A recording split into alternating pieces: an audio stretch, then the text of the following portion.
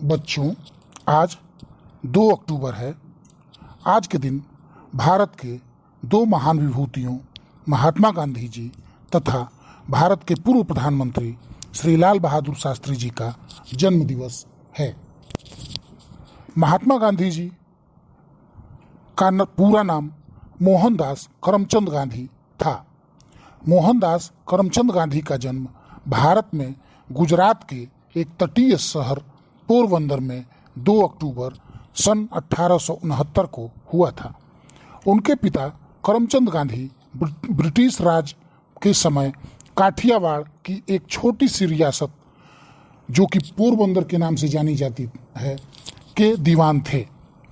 मोहनदास की माता पुतलीबाई परनामी वैश्य समुदाय से ताल्लुक रखती थी और अत्यधिक धार्मिक प्रवृत्ति की थी, जिसका प्रभाव युवा मोहनदास पर पड़ा और इन्हीं मूल्यों ने आगे चलकर उनके जीवन में महत्वपूर्ण भूमिका निभाई। वह नियमित रूप से व्रत रखती थी और परिवार में किसी के बीमार पड़ने पर उसकी सेवा शुश्रूषा में दिन रात एक कर देती थी। इस प्रकार मोहनदास ने स्वाभाविक रूप से अहिंसा, शाकाहार, आत्मशुद्धि के लिए व्रत और विभिन्न धर्मों और पंथों को मानने वालों के बीच परस्पर सहिष्णुता को अपनाया। सन 1883 में 13.5 साल की उम्र में ही उनका विवाह 14 साल की कस्तूरबा से करा दिया गया। जब मोहनदास 15 वर्ष के थे तब इनकी पहली संतान ने जन्म लिया, लेकिन वह केवल कुछ दिन ही जीवित रही।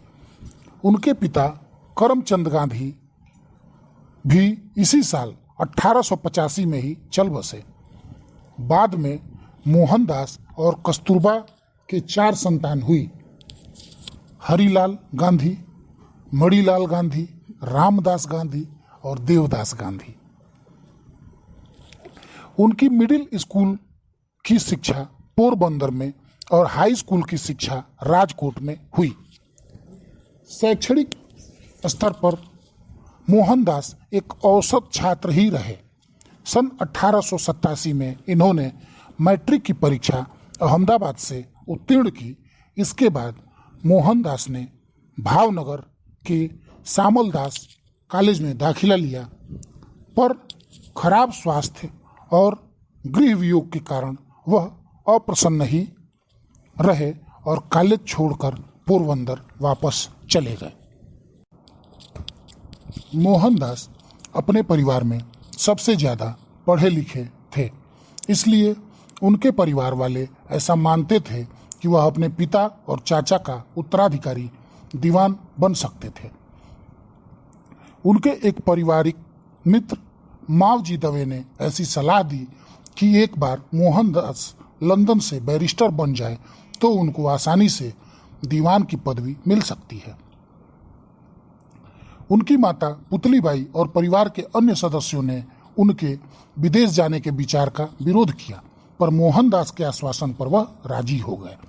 वर्ष 1888 में मोहनदास यूनिवर्सिटी कॉलेज लखनऊ में कानून की पढ़ाई करने और बैरिस्टर बनने के लिए इंग्लैंड चले गए।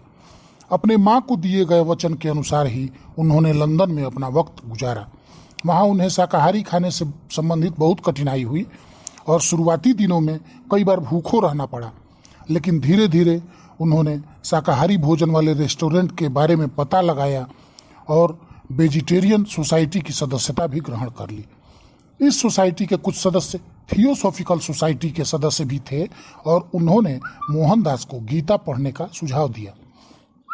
जून 1891 में गांधी भारत लौट गए और वहां जाकर उन्हें अपनी मां की मौत के बारे में पता चला।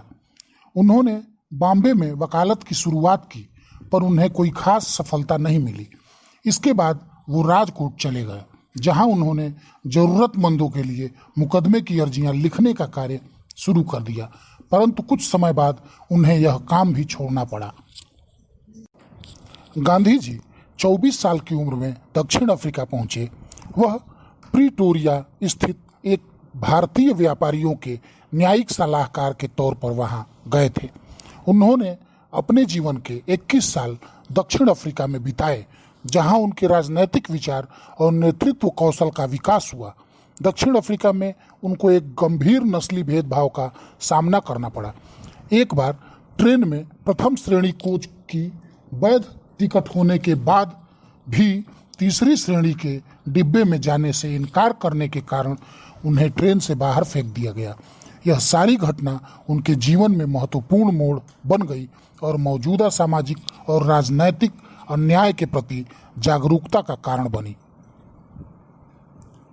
दक्षिण अफ्रीका में भारतीयों पर हो रहे अन्याय को देखते हुए उनके मन में ब्रिटिश राज्य के अंतर्गत भारतीयों के सम्मान तथा स्वयं अपनी पहचान से संबंधित प्रश्न उठने लगे। हमारे समाज में जिन समुदायों के लोगों को अछूत कहा जाता था, उन्हें बापू ने हरिजन नाम दिया, जिस शब्द का अर्थ है हरि, भगवान की संतान। इस एक पहल ने इन समुदाय के लोगों को सम्मानजनक जीवन दिलाने की कोशिश में बड़ी महत्वपूर्ण भूमिका निभाई।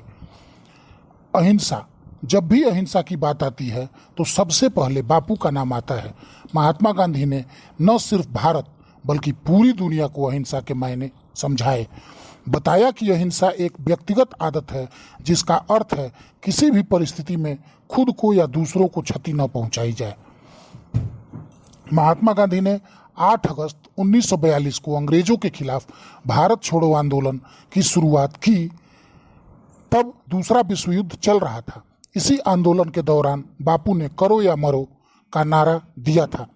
विश्व युद्ध खत्म होने तक ब्रिटिश सरकार ने यह कह दिया कि वह भारत को उसकी शक्तियां वापस कर देगी। गांधी जयंती की सबसे खास बातों में ये है कि इस दिन को पूरी दुनिया अहिंसा दिवस के रूप में मनाती है। 15 जून 2007 को यूनाइटेड नेशंस जनरल असेंबली ने इस तारीख को अंतर्राष्ट्रीय अहिंसा दिवस के रूप में मनाए जाने के लिए सर्वसहमति से वोट दिया था। कहा गया था कि गांधी जी ने दुनिया को सिखाया है कि शांति का मार्ग अपनाकर भी आज़ादी पाई जा सकती है। उनका मानना था कि हिंसा का रास्ता चुनकर हम कभी अपने अधिकार नहीं पा सकते हैं। अहिंसा ही राह पर चलकर ही राष्ट्रपिता ने दक्षिण अफ्रीका में करीब 75,000 भारतीयों को उनके अधिकार दिलाए थे। अपने विचारों और सिद्धांतों से महात्मा गांधी ने पूरे विश्व को प्रभावित किया और इसलिए उन्हें केवल भारत में ही नहीं अपितु पूरे विश्व में एक महान व्यक्तित्व के रूप में याद किया जाता है। आज ही के दिन श्री लाल बहादुर शास्त्री जी का भी जन्म दिवस है। लाल बहादुर शास्त्री जी का जन्म 2 अक्टूबर 1904 को उत्तर प्रदेश के वाराणसी से 7 मील दूर एक छोटे से रेलवे टाउन मुगल सराय में हुआ था। उनके पिता एक स्कूल शिक्षक थे।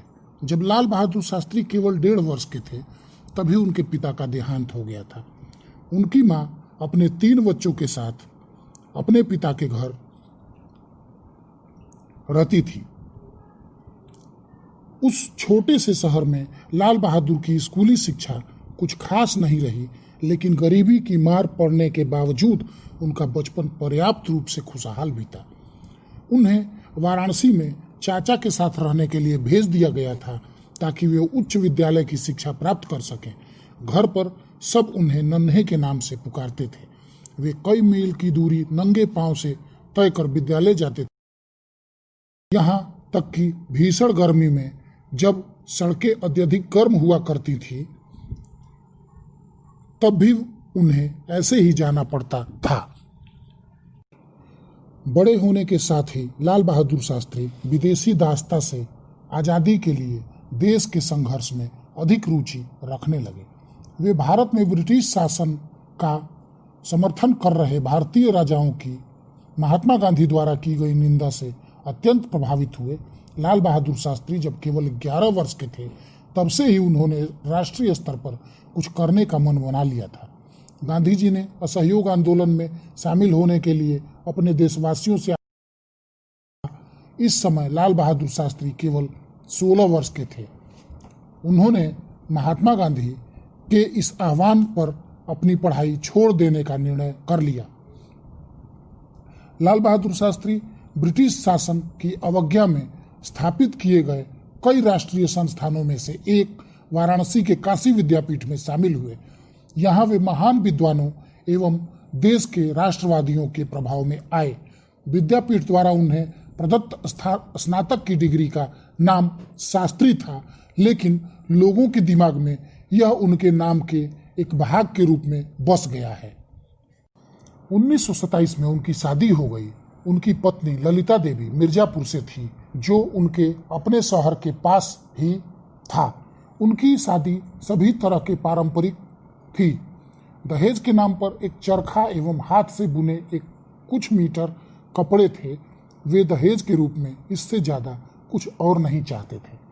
1930 में महात्मा गांधी ने नमक कानून को तोड़ते हुए दांडी यात्रा की। इस प्रतीकात्मक संदेश ने पूरे देश में एक तरह की क्रांति ला दी। लाल बहादुर शास्त्री विह्वल ऊर्जा के साथ स्वतंत्रता के इस संघर्ष में शामिल हो गए।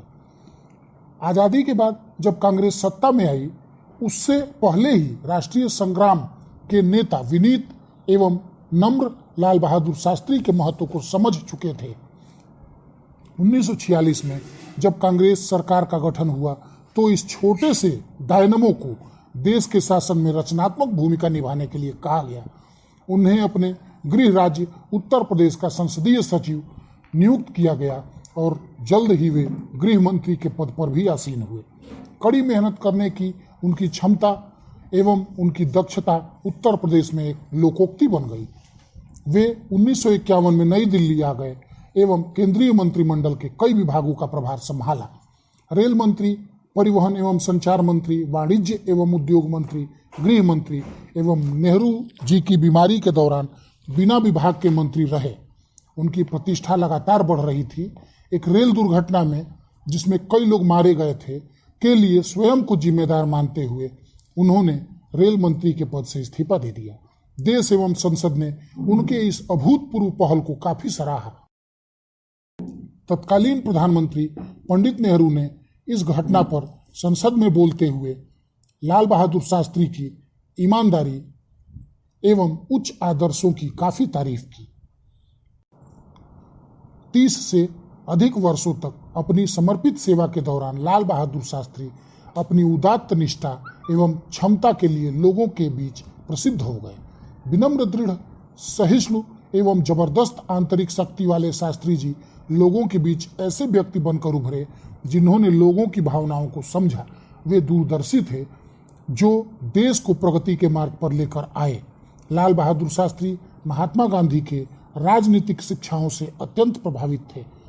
अपने गुरु महात्मा गांधी के ही लहजे में एक बार उन्होंने कहा था,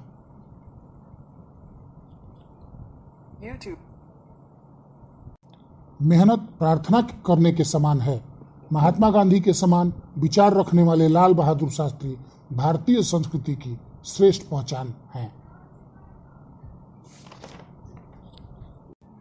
भारत की आर्थिक समस्याओं से प्रभावी ढंग से न निपट पाने के कारण शास्त्री जी की आलोचना भी हुई, लेकिन जम्मू कश्मीर के विवादित प्रांत पर पड़ोसी पाकिस्तान के साथ 1965 में हुए युद्ध में उनके द्वारा दिखाई गई दृढ़ता के लिए उनकी बहुत प्रशंसा हुई। ताशकंद में पाकिस्तान के राष्ट्रपति अयूब खान के साथ युद्ध न करने की ताशकंद घोषणा के समझौते पर हस्ताक्षर करने के बाद उनकी मृत्यु हो गई। शास्त्री जी को उनकी सादगी, देशभक्ति और ईमानदारी के लिए आज भी पूरा भारत श्रद्धापूर्वक याद करता है। उन्हें मरणोपरांत वर्ष 1966 में भारत रत्न से भी सम्मानित किया गया। उन्होंने अपने प्रथम संवाददाता सम्मेलन में कहा था कि उनकी पहली प्राथमिकता खाद्यान्न मूल्यों को बढ़ने से रोकना है और वे ऐसा करने में सफल भी रहे। उनके क्रियाकलाप सैद्धांतिक न होकर पूरी तरह से व्यवहारिक और जनता की आवश्यकताओं के अनुरूप थी। निष्पक्ष रूप से देखा जाए तो शास्त्री जी का शासन काल बेहद ही कठिन रहा। आज हम राष्ट्रपिता महात्मा गांधी जी और पूर्व प्रधानमंत्री श्री लाल बहादुर शास्त्री जी की जयंती पर उन्हें सत सत नमन करते हैं और आप सभी को भी उनके आदर्शों पर चलना चाहिए। धन्यवाद।